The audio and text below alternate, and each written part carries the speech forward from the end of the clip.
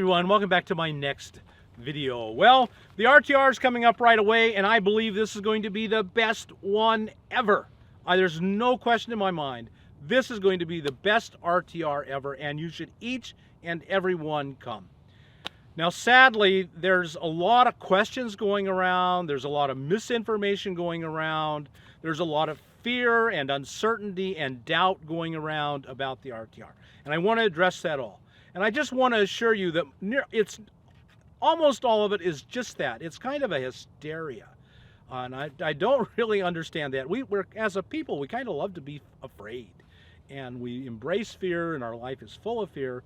And there's an awful lot of fear mongering on YouTube, I'm sorry to say. A lot of it's just coming from other people's channels, and I'm really saddened by that. You know, I've been working hard on this for 9 years, and it's a wonderful experience for everyone that comes. I don't know anyone that came and said, "Oh, I wish I'd come." Everyone I know thinks this is one of the best experiences they've ever had. It will be for you too, and I'm just really going to implore you, don't listen to these people who are they're making a buck by drama. They want to create drama. Why? Because they'll get more views on their videos if they create some kind of drama. Some of it's just out and out bad information you're getting. Now, there's a guy on YouTube that went around and found another entrance, and he left a cairn there, and he gave the mileage and said, "Oh yeah, look at this, there's a way in and out. I can't tell you to do it, but boy, here's a way in and out, and I've marked it, and here's the GPS point, and it's 1 mile. Folks, that's illegal. Don't do that. Don't listen to that guy. What he did was illegal. That whole area is not only no camping, it's no driving. And if you go out there and drive around in and out on that, you're going to get a ticket. At any rate, you know, that land is closed. Don't go out there on that land. Don't drive on that land until the 8th when we open it to everyone. And even then, you cannot use that entrance and exit around Mitchell Mine Road. Here's the way I'm looking at it. There could be potentially a reason we need to get out in an emergency exit. Those exits out onto Mitchell Mine Road are like a theater. A theater has many exits. If there's a fire, there can't just be one entrance and exit. There have to be many. So there are a lot of exits. You can go out any of them, but only in an emergency. The map that the BLM gave us very specifically left a rim around Mitchell Mine Road where we are not allowed to be. That is not on my permit. You can't camp there. You can't drive there. Don't drive there, only in an emergency. Okay, folks, I signed my name on the permit. I'm responsible to the BLM for everything that happens at the RTR. No one else signed that permit. No one else has put in 9 years of hard work to create this event, to create a reputation that the BLM will associate themselves with. So, yes, I am the only source of information. The BLM makes all the final decisions, and they tell me their decisions, and then I tell you. Anyone else who's talking is not in on that process. The BLM is not calling them and giving them these facts. Only I have these facts. And the people that are working with me and that are associated with me. Jude knows it all. Jude knows more because she's smarter than I am. Okay, first let me address directly the idea of the shutdown. I don't know much, but here's what I do know. The day of the shutdown, the federal government shutdown, Lake Havasu field office called us and said, "Listen, this is not going to be a problem. You can go ahead with the WRTR," because the WRTR is in a different BLM field office. And so that field office called us right away and said, "No problem. The WRTR is on. Go ahead. Everything's ready." Now, the RTR is in the Yuma field office, and we haven't heard a thing. I mean, those people just will not communicate with us. And of course, during the shutdown, they're not allowed to talk to us. But even before then, we've just had a bad year for trying to communicate with them. They just won't talk to us. They're just so busy, and I don't think it's anything bad. But everything I know and everything I've learned makes me believe that we're going to proceed just like it's going to be on, and I believe it will be on. First, I believe the shutdown will be over by then, but that's maybe wishful thinking. I don't know. And if it isn't, I still think we'll go on. I don't think it's going to be a problem at all, but I don't have an absolute knowledge or fact that that's true. But it's just an assumption. I believe it's going to be true. Okay, the next big hysteria is the dip going into the RTR site and how horrible it is. The first thing about it is it's going to flood It does rain in the winter. Every winter we get a bit of rain, and sometimes we've had a big rain. I've been coming now to the Arizona Quartzsite area for 10 years. Every winter for the last 10 years I've come here. I have seen 3 flooding events. Now let me describe what I mean by a flooding event. I mean where there was standing water on the ground. That's 3 times out of 10 years, and none of them have ever occurred during the RTR. We've had some sprinkles during the RTR. We've never had standing water on the ground. I don't have any reason to think we will now. We're not very far from the old location. We're a quarter of a mile at the most, a tenth of a mile maybe. It's just down the road from the old location. We've been driving in and out of that dirt road from town for the last 5 years. It's no big deal. And there's people out there that are saying, oh, I can't drive on that road. It's just too horrible. It's too bad. Folks, if you're not even willing to drive down a perfectly fine dirt road, although it's a little rough at times, how are you going to make it as a nomad? I mean, if you can't even drive down a dirt road, you've got to overcome that. You've got to have a slightly adventurous spirit to be willing to drive down a dirt road. The prettiest places I've ever been have been at the end of the worst roads. That's without exception. If they pave a road and everyone can go down that road, you've got Yellowstone, where you can't move an inch because of all the traffic. But if you drive out of Yellowstone and go half a mile out of Yellowstone and find a good dirt road and head down it, man, you're going to find some fantastic places where you'll be all alone. And so that's what I suggest you do. So the road's no big deal. Another big fear that's out there is there's only one entrance in and out. Well, let me address that directly by saying it's the location the RTR has been at for the last 5 years. Not only was it the end of that exact same road, which was no big deal, there was only one entrance into it, in and out. Only one entrance. Their one entrance in and out has never been a problem. There were 5,000 people there last year. It wasn't a problem. It slowed down. The road in and out, you had to wait. You would maybe have to stop and wait. I don't think anyone waited more than 5 minutes. Maybe 10. I never waited that long, and I went in and out of town every day. I need to get away. And so it was no big deal. And yeah, there will be more people this year. Maybe there'll be 7,000. Maybe the waits will be 5 to 15 minutes. Maybe. It's no big deal. It just, you can't wait for 5 minutes to go through a road. You wait that way. You wait 2 or 3 minutes at traffic lights a dozen times a day. You spend an hour a day at traffic lights waiting for traffic.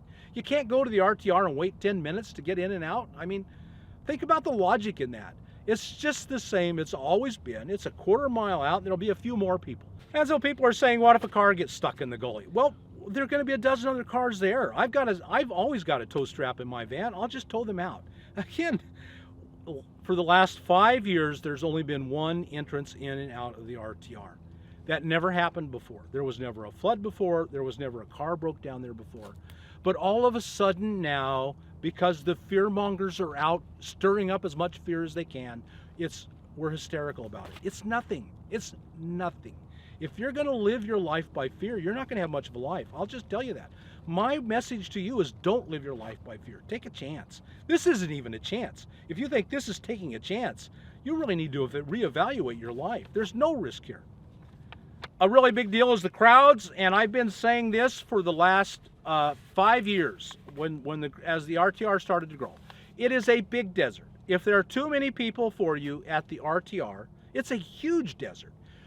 Go camp a little further out and then drive in.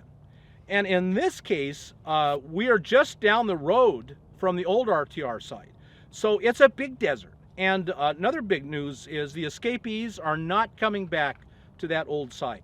So the boondockers will not be there this year, and that's a really prime spot, really easy walking distance right over to the RTR. So right near to the main stage. I mean, if you had a really good arm, you could throw a rock and hit the main stage from over there. Just camp further out on the 14-day land and drive in every day, or just walk in.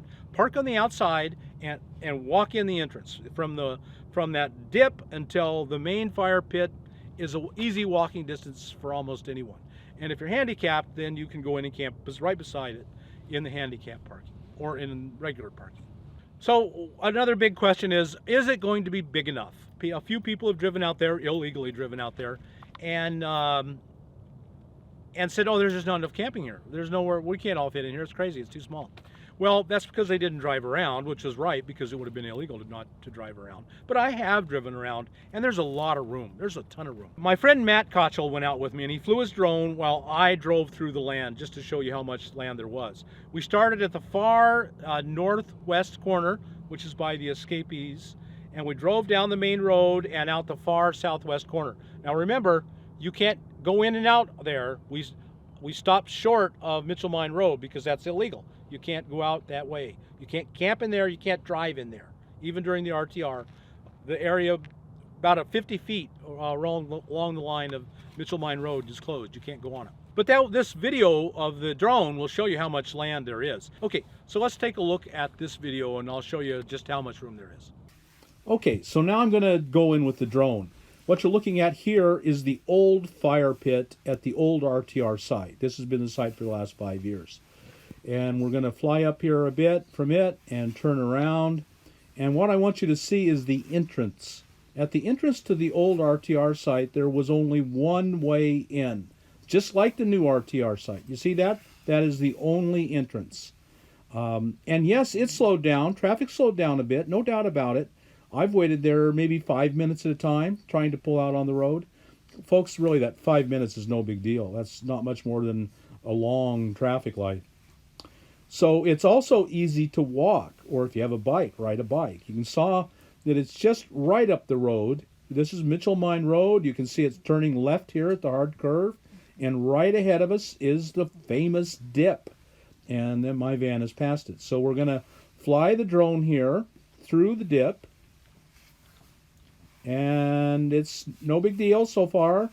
All the rigs we've tried, there's a big amount of room. Now what I want to show you in the rest of this video is how much room there is. You can see we're double speed here. We're really flying.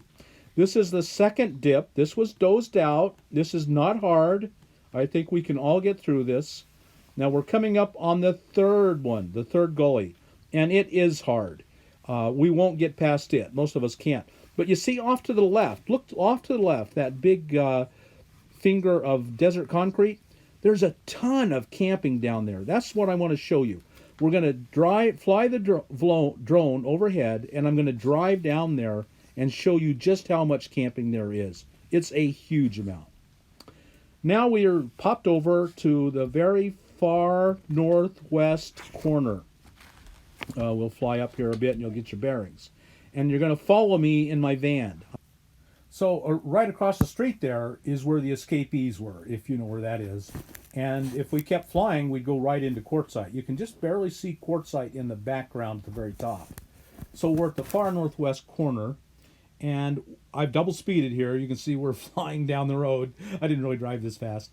I just want you to see how much camping there is. I mean, all along this strip of this, I call these fingers, desert concrete fingers. And to my left, if you're in the imagine you're in the driver's seat. To your left is a big finger. See, I'm going to pull in here just to give you a picture. I pulled in, I'll just turn around. But all that is camping. That's all available to us. So now I'll keep going straight. And so that little tiny finger beside me and to the right, to the left, this is all camping. And this is a tiny little section. And all the left out to that big gully, and the gully's way big, too far to get through. Everything to the left of me is camping. Now this will actually be the main fire pit and stage to my left right here. Where I just turned in, I believe I'm pointing right at where the stage will be. Now remember, this is no camping until the RTR. You go camp there, you'll get a fine. And there's the vans, so now you know where we are. To the left is the big dip. And now we're going through this gully. This is the gully they bladed out, and it's not bad. You can see I flop around a bit at double speed. It's no big deal. Carolyn's Class C got through here, no problem. I think you will as well. Now coming up, I told you earlier that off to the left was a huge amount of room. Now we'll zoom up here and you'll see there's a huge amount of camping. And this is where Carolyn stopped and said she didn't think there was much. But as you can see from the drone's eye view, there's a lot of camping. So I'm going to go up here. You can't. That's a bad gully. We can't go through that one probably. But we can go up here. And so look at all this. All to the right and left of me is open. You see, I just went through there, and this space is all open. All that ahead. I didn't drive down in there. It would take too long, but it's all open. And the same thing off to the left from where the van is. There's another finger to the left. And we'll just drive along. And if you just, and you know, some of you guys are going to experiment. You're going to go look around. You're going to find a way through and open up a lot of this land. See, this is a huge area that I'm turning around in now. There's 30, 40 rigs are going down there. And turned around and going up. And to my right now, I can't get directly over there, but if you look ahead, I can go up and come back and get into it. And I'm showing you here how we're going to get into this big area around here, just so you'll see. It's kind of fun to watch me speeding along there in the desert. I'm just driving down here so you can see this is all open and available. You have to be a little creative. And you can see in the vans up to the right, that's where the vans are parked. I'm driving around here in circles, literally, to show you how much space there is. Tons and tons and tons of space.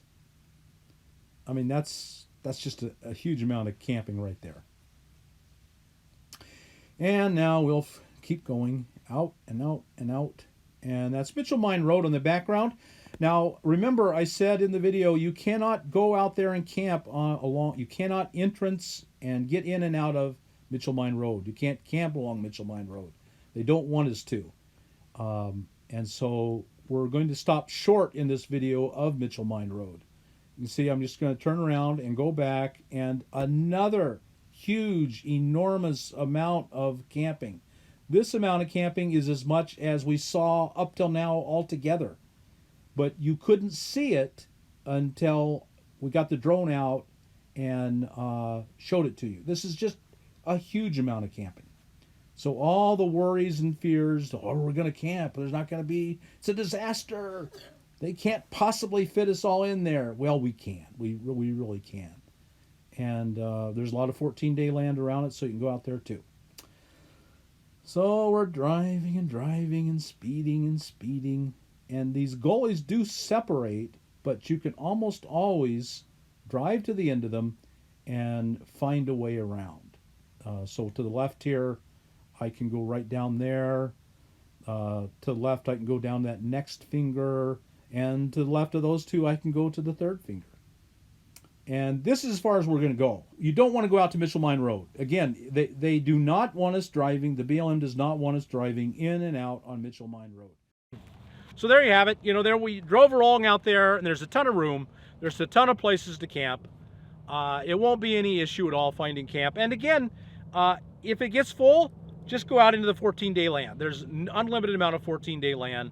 You can have less crowds. You can go off and be alone, and then just drive in and out every day. No big deal.